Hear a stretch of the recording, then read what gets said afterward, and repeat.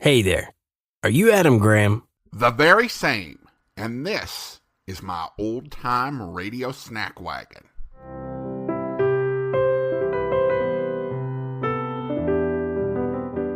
Welcome to the Old-Time Radio Snack Wagon, where we serve up a bite-sized portion of old-time radio. And now, here's your Snack Wagon host, Adam Graham.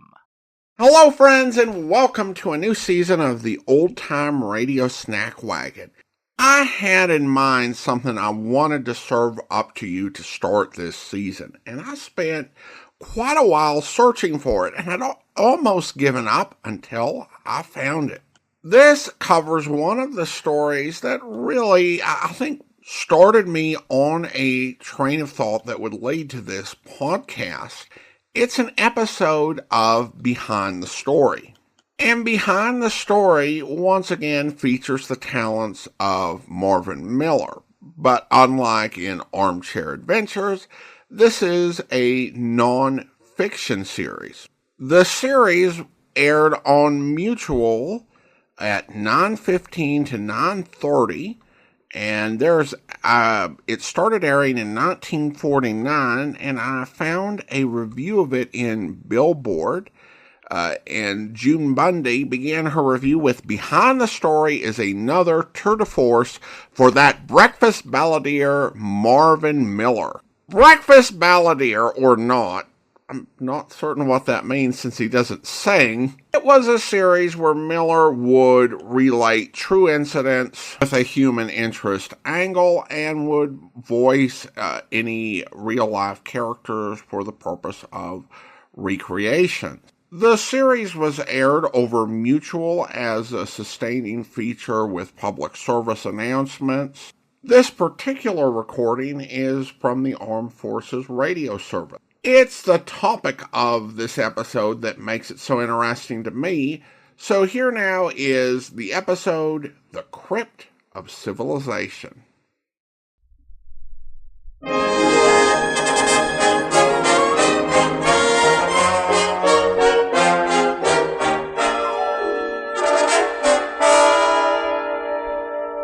From Hollywood, the Armed Forces Radio Service presents Behind the Story.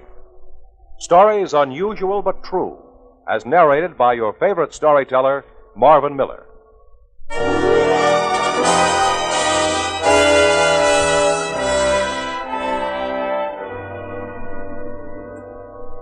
Today I want to take you behind the story of a remarkable hidden room. A room containing the treasure of a great era of culture. A treasure that will not be regained by man for over 6,000 years. First, a brief message, and then you'll hear about the repository of the wisdom of the ages, the Crypt of Civilization, in our story Behind the Story. Who said, "I do not agree with a word you say, but I will defend to the death your right to say it"? Ben Franklin? Thomas Jefferson? No, it was a Frenchman in a powdered wig who never saw America. His name was Voltaire. But Americans like that kind of talk. They like freedom of speech. That's why men like Franklin and Jefferson wrote freedom of speech into our Constitution. That made it official. That made it a law. It's a law we like. And every time we have our say, it's a law we obey. What we say may be a private opinion. It might not make sense to the other guy. But if he doesn't like it, know what he can do? Talk back. He's free to do that. It's guaranteed by our Constitution. Freedom of speech. It's yours and it's mine. Our Bill of Rights, in the First Amendment to the Constitution, says so. It is one of our freedoms. Today I'm going to reveal the story behind the story of one of the most elaborately planned treasure hunts in the annals of the human race. But unlike most treasure hunts, the location of this treasure is no carefully concealed secret. In fact, its exact location has been distributed throughout the world in several different modern-day languages. For want of a better word, the treasure maps are curious, wafer-thin, indestructible plaques. Some of them have been found in places as remote as a monastery hidden in the shadows of Himalayan peaks in far-off Sikkim. Others are in India, Egypt, a Thailand jungle temple. One of the imperishable keys to this fabulous treasure has even been planted in the Potala in forbidden Lhasa, Tibet. The polylingual plaques bear this message. Near a place once known as Atlanta, Georgia, there was a house of learning known as Oglethorpe University. Its exact location can be determined by a triangulation from Stone Mountain and from Kennesaw Mountain, prepared by the United States Coast and Geodetic Survey in the 20th century. If the 80th century scientists will dig at the specified spot, they will come upon a crypt of stone, 20 by 10 by 10 feet, guarded by a door of stainless steel. Within the crypt will be found writings and objects of great value, encompassing the best examples of civilization and knowledge known to the world, from the time of Christ to the mid-20th century. Sounds like a science fiction yarn, doesn't it? But this is no fantastic pseudo-scientific story. This is the true story behind the story of the Crypt of Civilization. It all began in 1936 as an idea of Dr. Thornwell Jacobs, president of Oglethorpe University, Atlanta, Georgia. Basically, his idea was to preserve records of our civilization for future generations. Dr. Jacobs explains his idea of canning civilization for the ages this way. It may be difficult for most of us to realize that our present civilization and all of its technical advances occupy only a few seconds, as it were, in the vast spread of geological time. Our present-day civilization will eventually fall. Our huge dams and tall buildings, of which we are so proud, will be reduced to ruins. This may not be a pretty picture to contemplate, but it is one that will be just as true as the story of the downfall of the mighty empire of ancient Nineveh. We, however, are the first generation equipped to perform our archaeological duty to the future. That duty is the purpose of the Oglethorpe University Crypt of Civilization. Dr. Jacobs' announced intention aroused considerable interest in the scientific world, and of course it received a certain amount of jocular comment in the newspapers. There was one man, however, who considered this project so important that he immediately phoned Dr. Jacobs long distance. His enthusiasm and freely offered suggestions were so valuable that he was invited to come to Oglethorpe and become archivist in charge of the crypt. He was Dr. T.K. Peters, well-known archaeologist and inventor of an important process for reproducing books on microfilm. At their very first meeting, these two far-seeing scientists began making plans for the preservation of civilization's records for future generations. The technology of the day assured that a time-enduring crypt could be constructed. The big problem was what to put in it. Well, let us digress here for a moment. If you were asked to select some object representative of our civilization, what would you choose? Something worthy of being carefully preserved for 6,000 years. That is a puzzler, isn't it? Well, Drs. Jacobs and Peters had some ideas about it. For example, Dr. Jacobs felt that the crypt should contain certain books. For example, encyclopedias and motion pictures picturing the world today, and especially the physical features of our cities and countryside, our industries and our social activities. Of course, Dr. Jacobs. And how about a phonograph or a film record carrying a salutation from the President of the United States to the rulers, whoever and whatever they may be, of the 80th century? Excellent, Doctor. We must, of course, also include such homely, everyday things as the foods we eat, our drinks, even our chewing gum. Yes. Oh, there's so many things. We must describe and illustrate our sports and recreations, our buildings and their furniture and our engines. Our printing presses, automobiles, airplanes, typewriters, radios. You know, Dr. Peters, I'm beginning to believe that our major problem is not what to put into the crib. I agree. Begins to appear that our greatest problem is what are we going to leave out? A moment's pause here. Then I'll return to tell you just what things Drs. Peters and Jacobs decided should go into the Crypt of Civilization in our story behind the story. How'd you like to make $1,000 easy? Maybe on one of the big quiz shows. The loaded question usually concerns American history. All you have to do is bone up on the answers. Well, let's say the quizmaster asks you, what freedom is guaranteed by the First Amendment to the Constitution? Well, you remember that the first 10 amendments are known as our Bill of Rights. But with what right is the First Amendment concerned? Trial by jury? Freedom of assembly? Well, you're not sure. Then you see a soldier in the last row waving a newspaper in the air. And without batting an eye, you say, the First Amendment guarantees our freedom of the press. You win $1,000, and your picture goes into your hometown newspaper. One of thousands of newspapers published across the United States, free to print the truth as it's given them to know the truth. So remember, in case you're on a quiz show and the question comes up, freedom of the press is in the First Amendment. It is one of our freedoms. Continuing our story behind the story of the Crypt of Civilization, Doctors Jacobs and Peters began collecting the archives for the vault while student assistants working in 3 shifts tackled the enormous task of reproducing hundreds of books on microfilm and sealing them in small metal containers.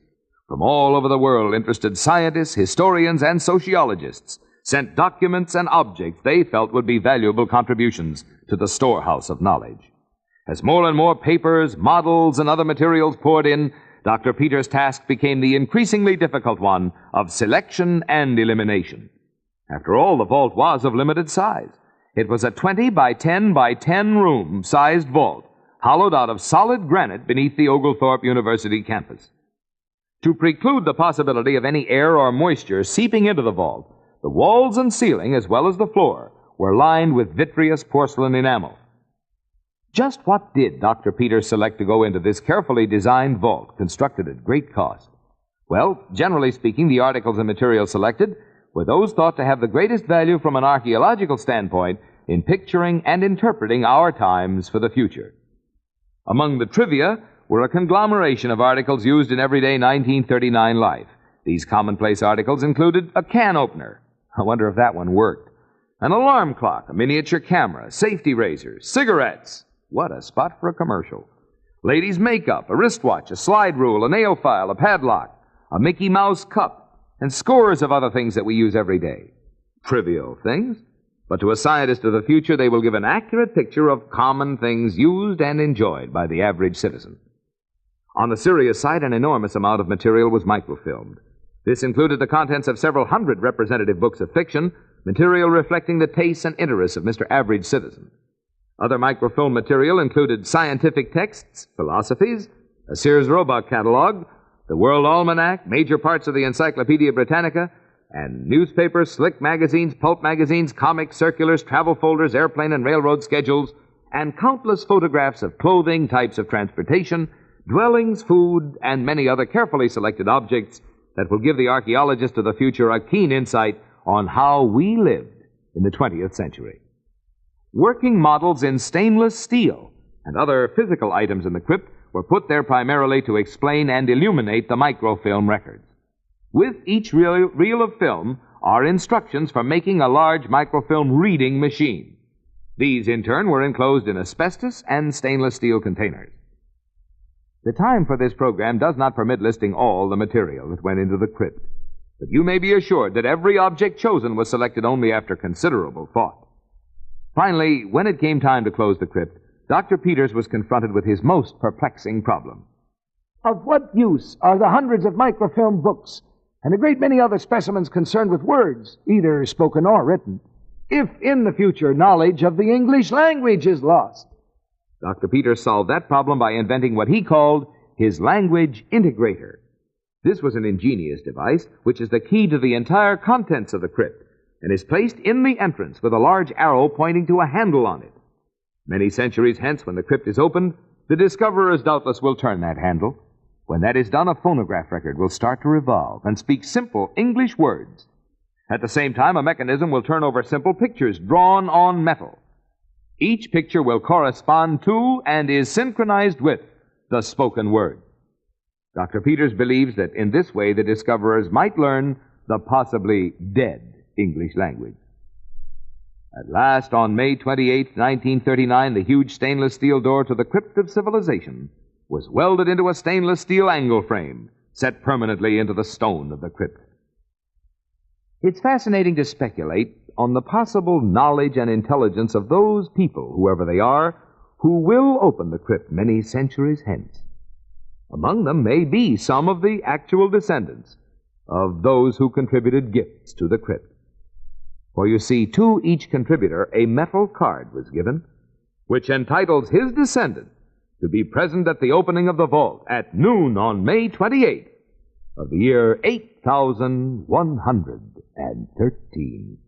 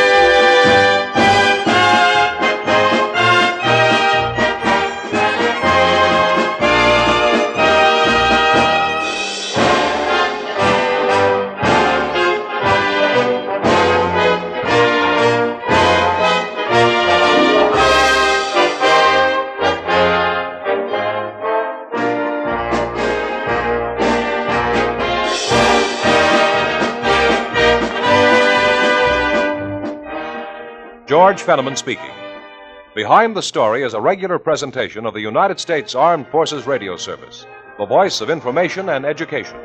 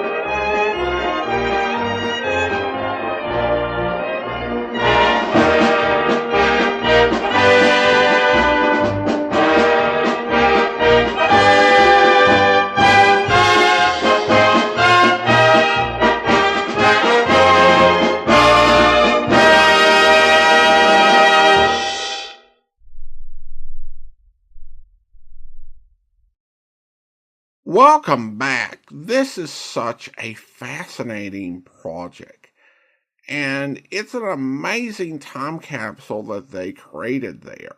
Now, there was actually a period where the crypt was essentially forgotten about, yet the door still remained sealed, and it was remembered about the turn of the century. And of course, the contents have been posted online, and there are pictures, and there are all sorts of debates as to whether this will actually survive, or it's currently surviving. Everyone's an expert, of course, because this is the internet. Such is the age that we live in. But I found the story compelling. The effort was extraordinary. Using the best efforts and knowledge of the time to leave a record of civilization as it existed. Of course, there are questions. Will this actually work? Test of time. Will it survive until the opening date? Will it be open before the scheduled opening date? And will the measures that they have taken to make this decipherable to future generations actually work? This is an incredible story where the final ending may not be written for another 6,000 years. It's time for me to close up the old snack wagon, but don't worry, we'll be back with another serving of old-time radio goodness before you know it. If you want to enjoy some of our longer form podcasts, you can feast away at my website at greatdetectives.net. Your emails are also welcome at adam@snackwagon.net. The Old Time Radio Snack Wagon comes to you from Boise, Idaho. Your host is Adam Graham. Sound production is by Rhines Media, LLC. You can listen to past episodes of the Old Time Radio Snack Wagon as well as connect on social media at our website at snackwagon.net. Email suggestions for episodes to adam@snackwagon.net. This has been the Old Time Radio Snack Wagon.